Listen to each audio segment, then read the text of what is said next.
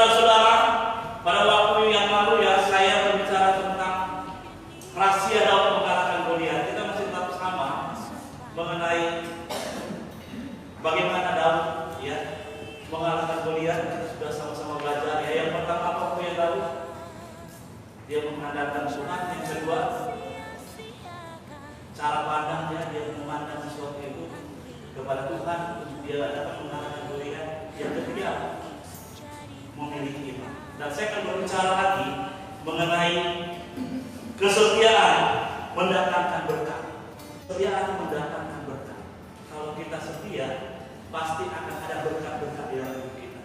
Kita tahu bersama Daud itu adalah orang yang sangat setia kepada Tuhan. Daud adalah orang yang sangat setia melakukan sesuatu apa yang dikerjakan melalui hidupnya. Ya. Dan kita tahu Daud adalah orang yang sangat tidak diperhitungkan pada waktu dia dipilih oleh Tuhan. Ya. Bagaimana pada waktu dia masih anak-anak remaja, dia selalu pergi ke padang. Dan kita sangat tahu sekali bagaimana Daud pada waktu masa-masa kecil, ya, dia selalu bertanggung jawab dalam segala sesuatu. Dan kita akan berbicara hal-hal bagaimana Daud ketika dia mendapatkan berkat-berkat yang besar, dia setia kepada Tuhan. Ada ciri-ciri orang yang setia yang kita akan pelajari melalui pribadi Daud ini. Yang pertama di sini, ciri-ciri orang yang pertama kita akan melihat ya, tetap setia melaksanakan tanggung jawab. Daud setia setiap apa yang diberikan kepada dia. Ini penting sekali, tanggung jawab. Apapun yang dipercayakan kepada kita, sekecil apapun yang dipercayakan kepada kita, yang di sini dilihat apa? Tanggung jawab. Sebelum kita mendapatkan sesuatu yang besar, kita harus setia dulu di dalam hal-hal yang apa? Kecil. Alkitab katakan, barang siapa setia dalam perkara-perkara kecil, dia juga setia dalam perkara-perkara besar. Barang siapa tidak setia dalam perkara kecil, dia juga tidak setia dalam perkara-perkara besar. Amin. Kalau kita setia melaksanakan apa yang dipercayakan kepada kita, kita akan banyak melihat sesuatu hal-hal yang besar dalam hidup kita. Ini tanggung jawab paling penting sekali. Kita melihat di sini, Bapak Ibu Saudara bisa baca ya di dalam 1 Samuel 17 ayat 28, bagaimana Daud bertanggung jawab untuk dia mengembalakan kambing dan domba. Ada berapa kira-kira kambing dan domba yang dia pelihara pada waktu itu yang diberikan tanggung jawab oleh ayahnya ini? Ada 3 ekor kambing dan domba. Ini sangat kecil sekali, tetapi bukan dilihat dari jumlahnya, tapi dilihat dari apanya?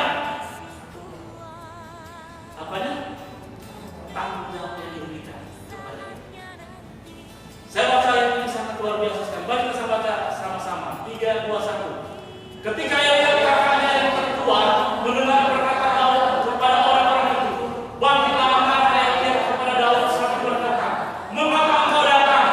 Dan pada siapakah kau tinggalkan kambing domba yang 2-3 ekor itu di padang gurun? Nah, kita lihat di sini di dalam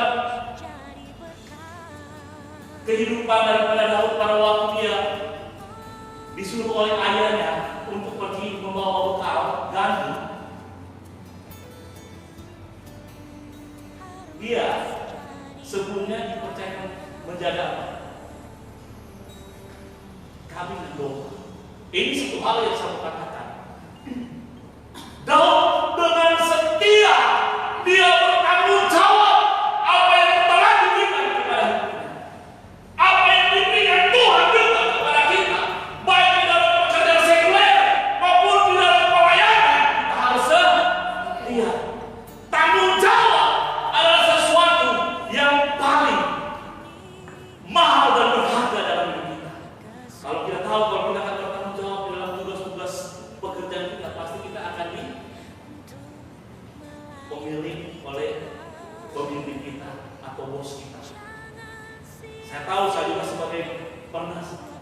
seorang pekerja.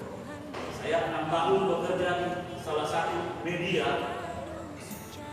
Saya berbagi negeri Indonesia, CBS sebagai konselor. Saya harus setia, datang tepat pada waktunya, ya, tidak boleh terlambat, harus mempersiapkan diri semuanya.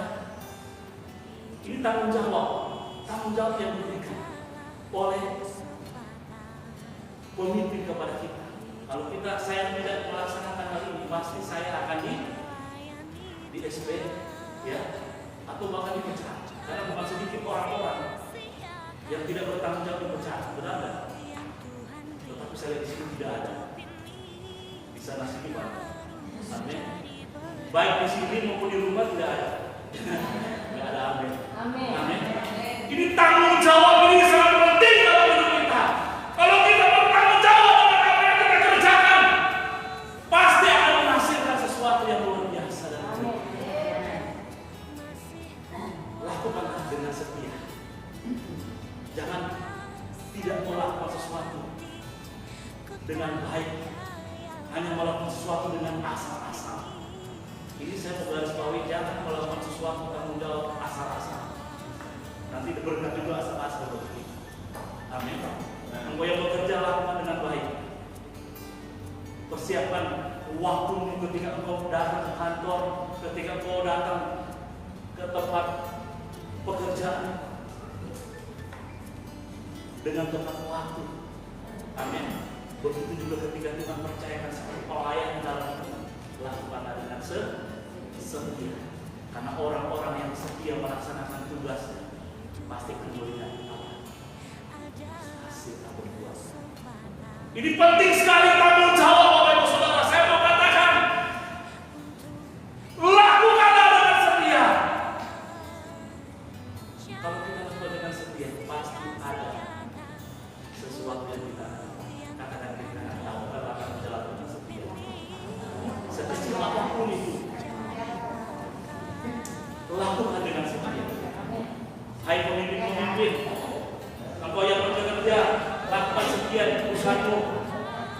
Hai pemimpin-pemimpin, lakukanlah dengan setia di dalam pelayananmu. Amin. Lakukan itu. Jangan dengan asal-asal, nanti itu kalau ada bos baru saya lakukan dengan baik. Biasanya begitu ya. Semua harus dilihat orang. Lakukan sesuatu dengan rasa tanggung jawab kita kepada kita melayani Tuhan. Apapun yang kita lakukan semuanya untuk kemuliaan Tuhan. Amin. Amin. Mau lakukan tidak? Kalau kita lakukan itu damai sejahtera Allah yang sukacita ada dalam kita.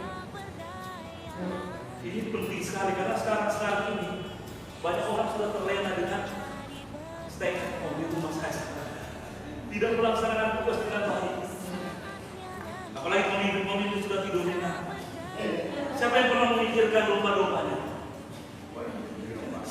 Siapa yang pernah memikirkan orang-orang yang Tuhan percayakan kepada dia? Ini pemimpin mesti diubah, malah dipakai tadi dalam kondisi seperti ini. Amin. Ini penting sekali Bapak Ibu Saudara, kita berdoa buat mereka. Mereka lapar enggak ya? Kita kan diberkati Tuhan, amin. Di sini diberkati Tuhan semua. Di rumah juga diberkati Tuhan. Tapi kalau ada kekurangan kita harus bantu. Amin. Mau lakukan itu? Ini serasa tanggung jawab kita kepada orang-orang yang kita layani. Karena kita percaya orang-orang yang kita layani, mereka itu dikasihi oleh Tuhan. Amin. Oleh sebab itu bertanggung jawab. Katakan kiri kanan, saya bertanggung jawab. Saya bertanggung jawab. Amin. Haleluya. Kalau ini yang kau lakukan, pasti akan ada sesuatu yang baru, akan ada berkat yang kesehatan. Yang kedua, kita akan melihat di sini.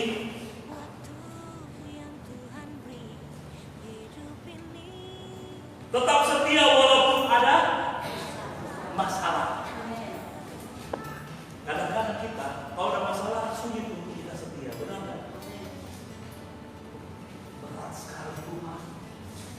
Saya sudah melayani Tuhan Saya tidak dapat apa-apa, malah saya dirumahkan. Ini saya selalu tekankan karena memang nggak banyak yang dirumahkan, tetapi ada. Tapi kalau ini virus yang sangat berbahaya, ini virus yang menularkan kepada orang lain. Ini virus berbahaya daripada corona. Corona itu memang sudah harus kita hadapi. Benar nggak? Semua orang itu hadapi semuanya. Tapi virus, roh kecemasan, kekhawatiran yang akan melanda kita akan membunuh potensi yang ada dalam hidup kita. Dan orang lain yang mungkin kita layani akan terpengaruh dengan situasi yang kita alami. Engkau harus tampil beda Bapak Ibu Saudara. Walaupun ada masalah, tetap maju. Jangan mundur. Ini tipe-tipe orang yang akan menerima berkat apapun masalahnya, tetap dia maju saja. Kita melihat bagaimana juga Daud pada waktu dia dalam pertempuran, dia menghadapi masalah, kondisinya tidak enak juga. Mari kita sama-sama baca dalam dia mendapatkan masalah dari kakaknya Elia. Ada beberapa masalah yang dihadapi dalam kondisi situasi ketika dia berhadapan dengan kondisi yang tidak nyaman pada waktu itu. Mari kita sama-sama buka dalam 1 Samuel 17 ayat 28. 1 Samuel 17 ayat 28. Ketika Elia kakaknya yang tertua mendengar perkataan Daud kepada orang-orang itu, bangkitlah marah Elia kepada Daud sambil berkata, mengapa engkau datang dan pada siapakah kau tinggalkan kambing domba yang 2-3 ekor itu di padang gurun? Aku kenal sifat pemberanimu dan kejahatan hatimu. Engkau datang kemari dengan maksud melihat pertempuran. Dia mendapat masalah dari siapa? Kakaknya sangat marah. Kenapa dia marah pada waktu Goliat datang ke sini? Karena tidak mau tersaingi. Karena dia sudah tahu di ayat ini Daud adalah seorang apa? Pemberani. Dia dapat masalah. Padahal kita tahu bersama-sama bahwa dia pergi ke tempat di mana barisan orang Israel atau prajurit Israel itu disuruh oleh siapa? Ayahnya Isai untuk membawa bekal gandum, ya, untuk mereka. Tapi kita melihat di sini dapat perkembangan karena omel-omel ini, ya. Kalau kita pakai bahasa sekarang, biasanya siapa yang seringkali omel?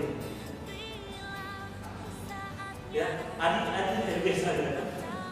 Kamu begini, kamu begitu, ya, selalu disalahkan. Saya mengatakan, kita jangan pernah menyalahkan kondisi apapun yang terjadi saat ini. Kita harus tampil beda sebagai anak Tuhan. Situasi kondisi apapun yang terjadi, jangan saling menyalahkan, jangan membunuh. Karena ini akan mendatangkan kematian rohani dalam hidup kita. Ini berbahaya, bukan kematian jasmani. Kematian jasmani kalau selesai kita mati, Bapak pergi tak kembali lagi ke kuncinya. Bapak pergi tak kembali. Apa itu seterusnya itu biasanya terkenal lagu-lagunya ini. Kalau ibu pergi tak kembali. Tetapi satu hal saya mau katakan, mati rohani ini sangat berbahaya juga dalam hidup kita. Hidupkan rohanimu, bangkitkan rohanimu dalam kondisi situasi apapun, karena akan ada damai sejahtera, sukacita yang akan turunkan atas kita. Jangan meremehkan ini masalah yang coba menghancurkan hidup kita, yang coba membunuh potensi yang Allah berikan kepada kita. Engkau harus bangkit. Amin. Jangan lihat terus masalah itu. Jangan lihat terus masalah itu. Memang dia sudah bersama kita. Kita sudah hidup juga dalam kondisi yang sama.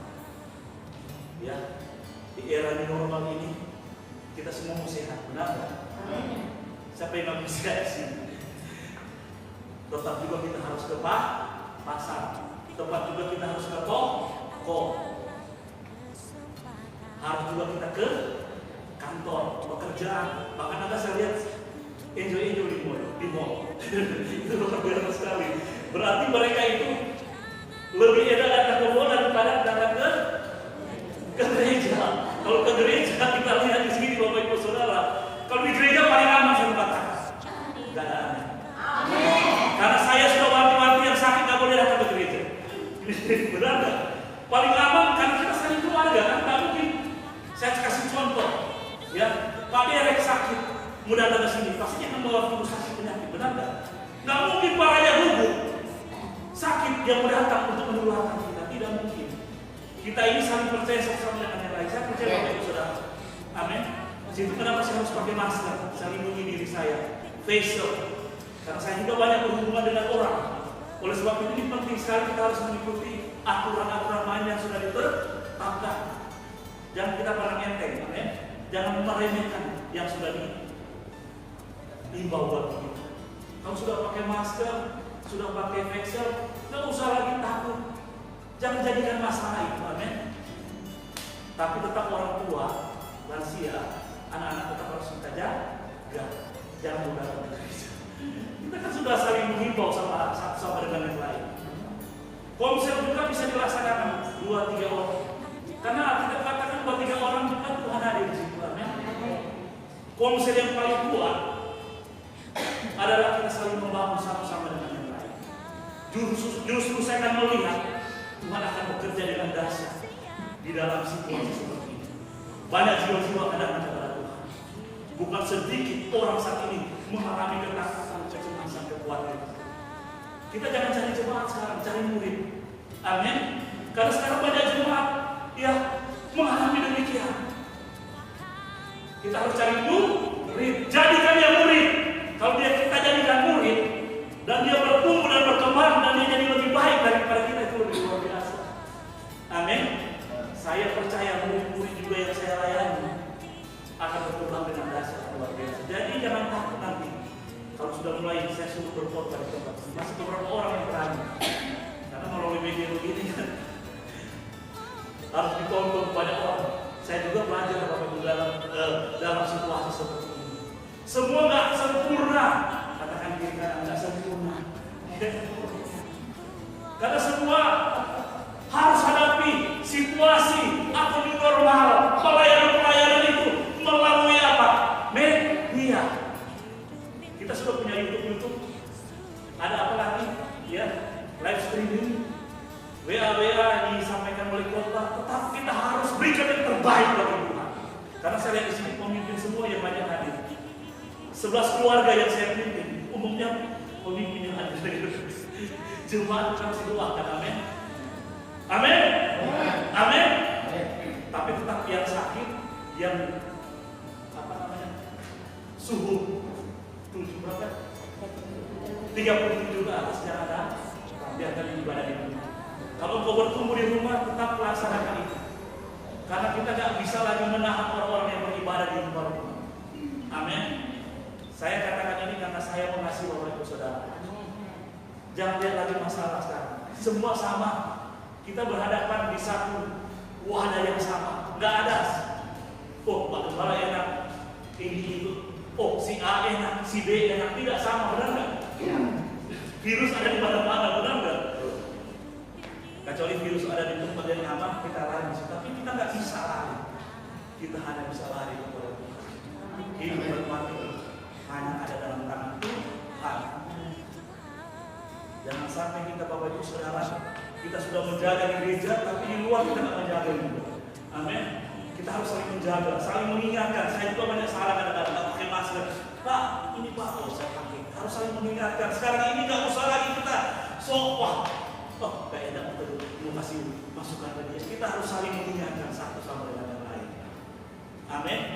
Saudara, itu luar biasa semua. Baik yang di sini di atas dan di rumah juga luar biasa semua. Di balkon luar biasa.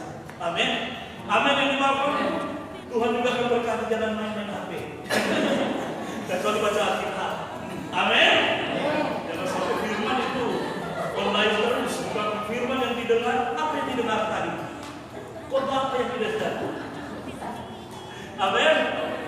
Tapi di sini nggak ada ya. Saya cuma kasih intervensi saja supaya bangkit. Amin. Bangkit dari masalahmu. Bangkit dari persoalanmu. Karena Tuhan akan merawat engkau dan memberkati hidupmu. Engkau akan menjadi berkat dan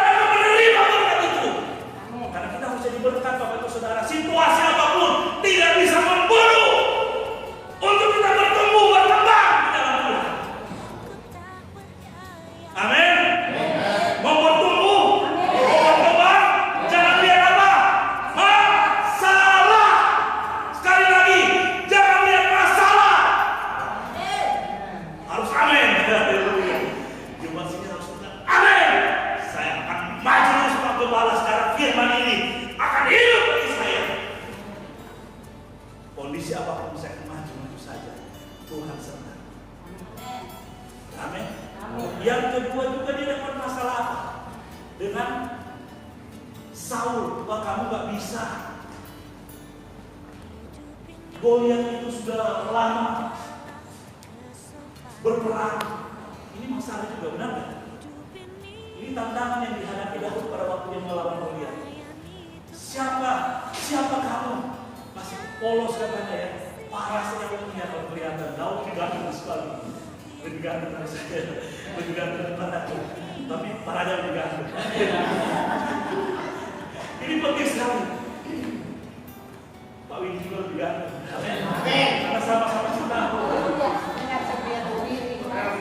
Kalau ganteng mungkin gak ada. Bu Widi gak mau ya. Gak mau nolak ya. Tapi kita melihat Bapak Ibu Saudara, Daud tetap dia maju saja. Kamu gak bisa lawan dia, kamu belum ada pengalaman. Siapa kamu? Ya itu bahasa-bahasa yang tidak enak daripada yang Daud terima daripada Saul. Tapi dia tetap maju. Apa dia katakan? Baik singa maupun apa? Beruang yang neraka. Ini hal yang sangat luar biasa. Ada satu keyakinan dalam hidup. Yang kita sudah pelajari ya. Kalau kita punya keyakinan, pasti kita akan maju saja. Tidak melihat masalah. Tampil beda dengan masa-masa situasi. Amin. Dia juga mendapat tantangan dari siapa? Goliat. Ya, mari kita sama-sama baca ayat ini.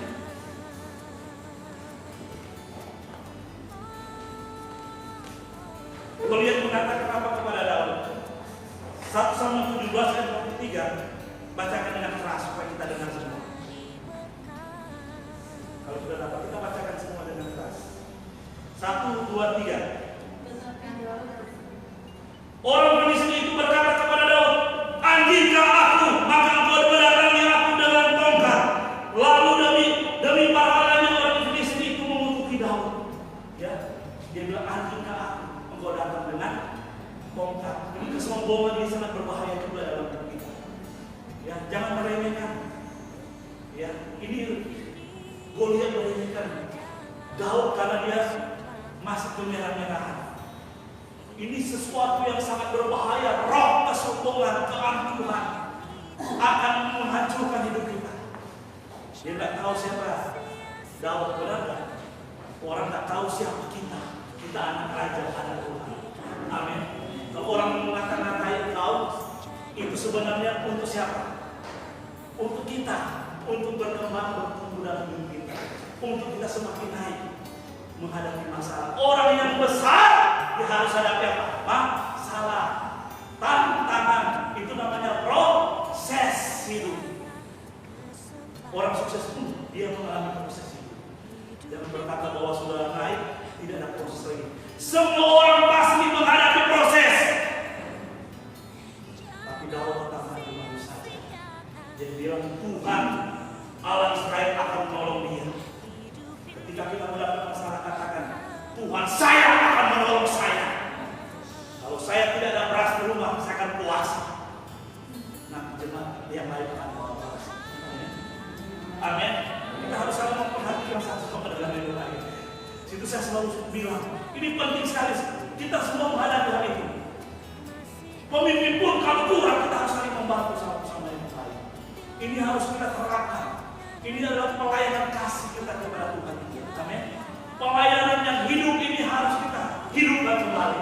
Karena kadang-kadang kita juga sudah tidak memperhatikan orang lain. Kita hidup untuk orang lain juga, bukan untuk diri sendiri. Ya. Mari yang ketiga kita akan lihat di sini. Tetap setia menunggu atau menanti dengan sabar. Ya.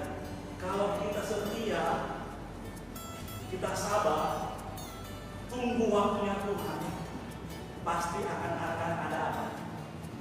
Berkat. Kalau berkat kan saya bilang bukan kesuksesan, berkat. Berkat itu kan luas. Kalau saya katakan berkat, bisa besar, bisa kecil, akan datang kepada kita. Kecil puji Tuhan, besar juga puji Tuhan. tetap setia menanti. Jangan paksakan. Kalau cuma pakai handphone biasa ya puji Tuhan, belum pakai kamera. Tapi saya percaya akan pakai nanti ada studio lebih baik. Amin. Amin. Sekarang pakai apa adanya dulu, jangan paksa-paksa. Benar nggak? Benar nggak? Berarti setelah Pak Widi itu seorang IT yang luar biasa ya. Pak Widi ini, saya senang sekali kenapa Pak Widi banyak membuat video-video. Ke depan kita mesti berdoa. Amin. Kita harus berdoa supaya akan lebih baik lagi. Untuk menjadi lebih baik kita juga harus jadi baik. Kita harus belajar. Sabar dulu kita belajar sama-sama. Jangan paksa-paksa. Kita melihat di sini. Daud dia tidak memaksakan kehendak dirinya sendiri, tetapi apa yang ada pada dia lakukan untuk Tuhan.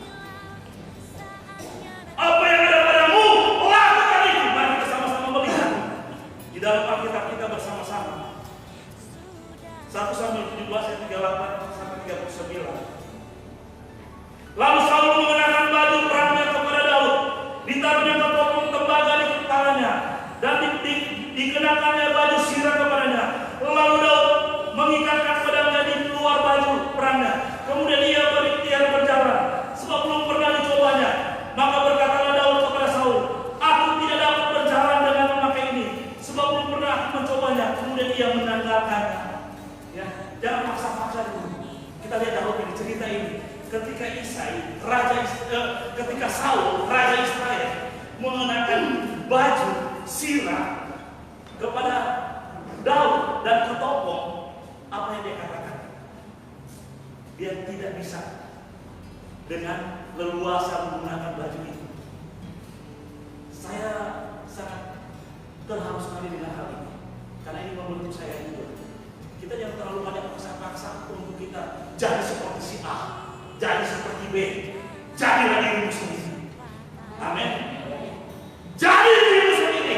Apa yang ada padamu, pergunakan itu. Daud hanya menggunakan apa? Ali-ali, batu-batu kecil, dan pengalamannya sebagai seorang pengembala domba. Kalau kita lakukan apa yang Tuhan mau dalam diri kita sesuai dengan kemampuan kita, itu lebih berharga di mata Tuhan. Amin.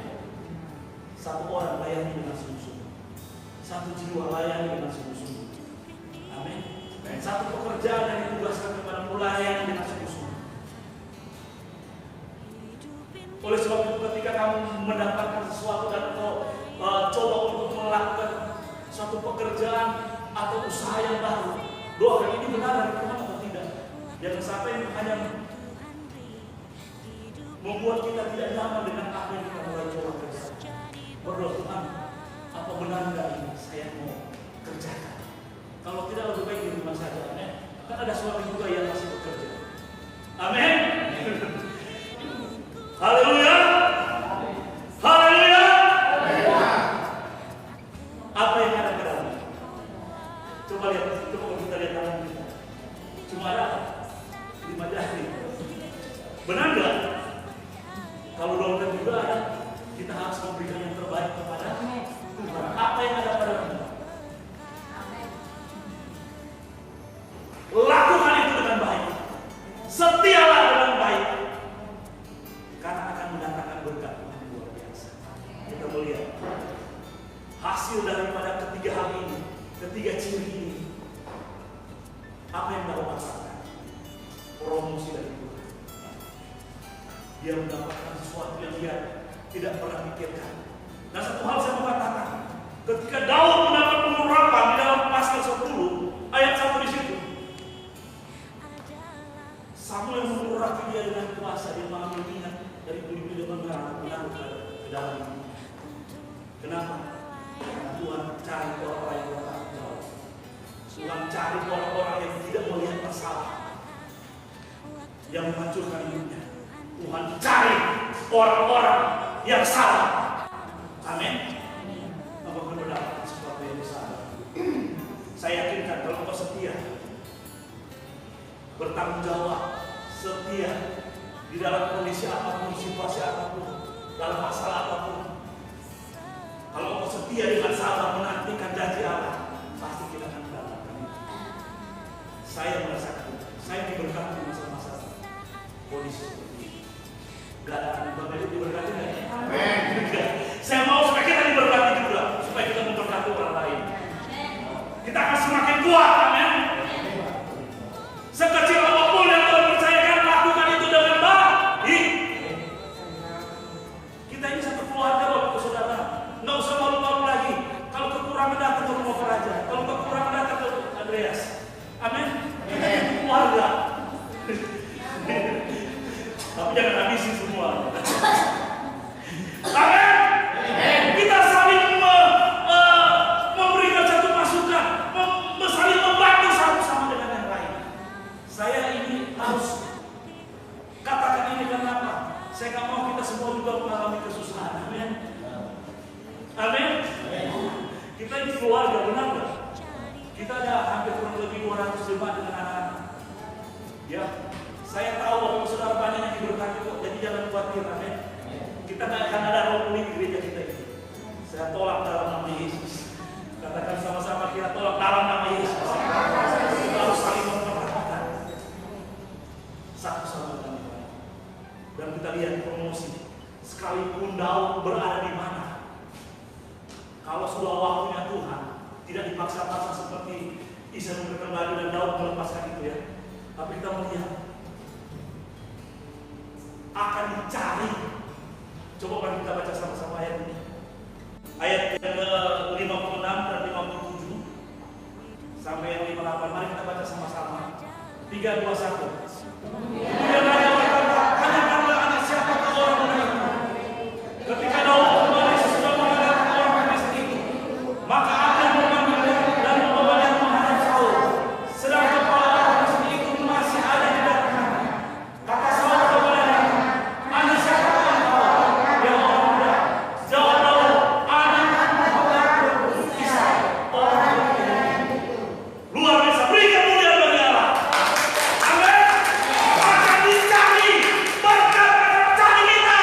Kalau kita bertanggung jawab, kalau kita tetap melihat situasi apapun, kita percaya kepada Tuhan, kita sabar menanti, pasti berkat akan datang kepada kita.